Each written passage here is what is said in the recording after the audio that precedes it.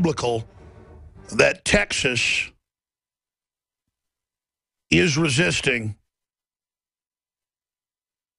the way it is. My uncle that died last year, this is a total sweetheart, Vietnam helicopter veteran pilot with special operations, taught me so much of what I know. My dad taught me probably more, but my uncle was a close second.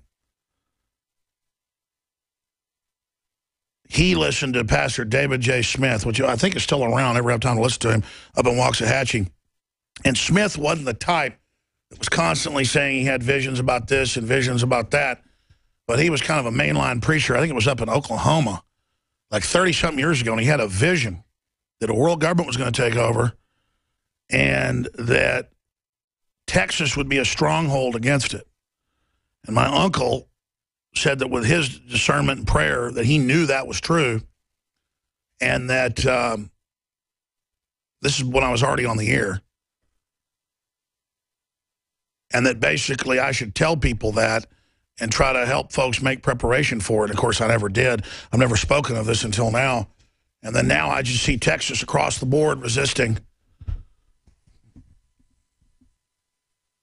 And the first place to start where the giant, the sleeping giant, is starting to wake up as world government and smart dust and TV's watching everybody. I mean, my God. Global abortion, just like I said, none of us are safe when the veterans can be put on don't treat list and they just spin the whole thing like, oh, the VA screwed up. That'd be like saying Jeffrey Dahmer screwed up. No, he didn't screw up, man. It was premeditated. John Wayne Gacy was premeditated. Ted Bundy was premeditated. I'm tired of it. And I'll be honest with you. I don't like messing with these dangerous people. But if you're going to mess with them, because they're not going to quit messing with us, you better go all the way. And that's just all I can tell you is, man, I wish every day I'd been wrong about all this stuff.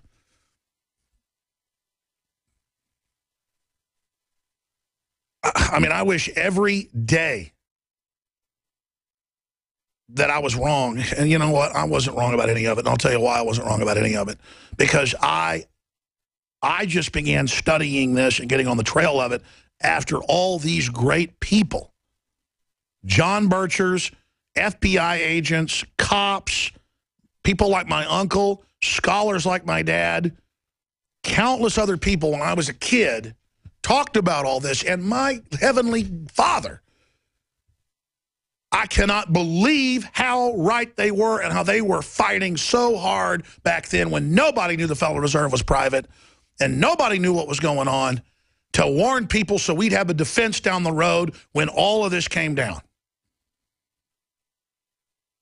Because once the shields fall and real tyranny comes in, they're coming after everybody, folks. And I don't mean people that just fought evil. They hate anyone who is upright and beautiful and strong and who has built something. These people have a will to dominate.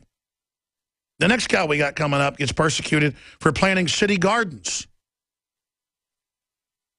They just hate normal human life.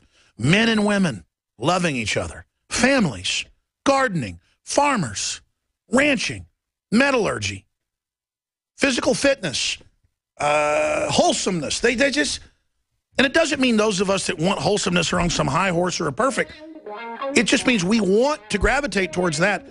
And there, look, there's not room for both groups of evil and good. You understand that? The evil wants to extinct good. And to see the amazing awakening happening is buoying and invigorating, but also horrifying because, man, the enemy is freaked out right now, and they're going to attack like a ton of bricks. Coming up till about 40 after, and then I'm going to get into the over-the-top ISIS news, claims it has 71 trained soldiers in 15 different states. Hillary Clinton vows to expand Obama amnesty to more illegals. Civil forfeiture, you can't make this stuff up. The latest on the Clinton Foundation, the latest on what's happening with the global economy. More Jade Helm I haven't gotten to yet. Benjamin Franklin said distrust and caution are the parents of security. He also said security without liberty is called prison.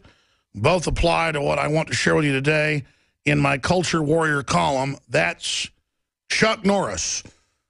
And to be a little blasphemous, but not intentionally, I mean, it's a joke. If Chuck Norris be with us and for us, who be against us? All right, that's a little too far on the Chuck Norris jokes. But I first heard about all this from the whole Norris Combine about Jade Helm and stuff several months ago, and I talked about it. I said, huge military news with the governor, with stuff that's going on with the feds. The state knows what's going on. Well, of course the state knows. I mean, we've had half our power plants seized outside of law and just shut off. And that all ties into the war on lemonade stands that Forbes asked a few years ago. Why is there a war on lemonade stands? Why is there a war on Amish? Why is there a war on backyard gardens? And they said in Tulsa, we want inspections. You might be growing pot.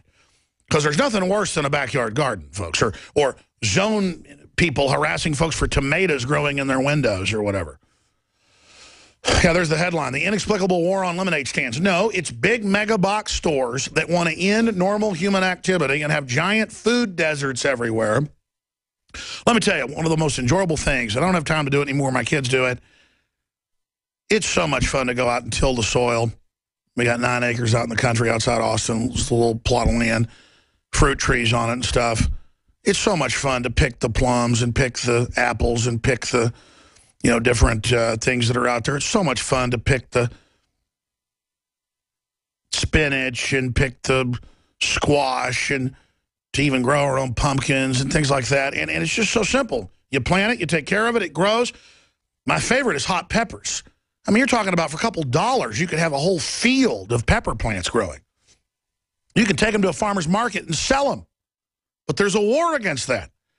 And I remember reading about Johnny Appleseed 3 years ago. I mean, I remember reading about him in school, but I reread about Johnny Appleseed in 7 states. It's estimated planting over 1 million apple trees and other fruit trees and teaching people how to take care of themselves. Well, Germany forever plants stuff in the highway right-of-ways. And local community groups just go and they just pick an area and they just plant fruit trees and stuff, and they go and pick them and they eat them and they can them and they sell them or whatever. Well, here, though, that's the new crime. And I didn't even know this guy was doing this. I separately, you can watch the video at the InfoWars Seed Center at InfoWarsStore.com. We have 8 different companies, the best low-cost, high-quality, non-GMO heirloom seeds. Because Monsanto's in a war to buy up all the seeds and with 2 other GMO companies and just basically ban their sale. But these are groups still doing it. Everything you need to survive. And I've explained that even in urban areas,